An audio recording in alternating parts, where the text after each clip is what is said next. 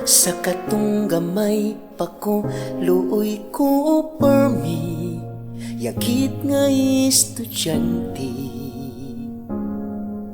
Tungod sa kapobrehon, inig-eskwela, magbaklay lang perminti, kay walagi service before. 2 pesos rang balon, may langgani ingong lulo.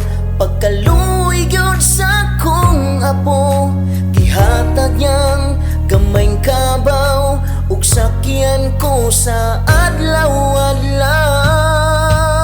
Nating kabaw sa akong lolo, ang ako ang serbis sa kaniadto. Way gasolina o way krudo, pagkatipid wala ko'y gasto. Nating kabaw sa akong lolo, walay makadakop tungod kompleto. Way mo parang nga LTO, nating kabaw sa akong lolo.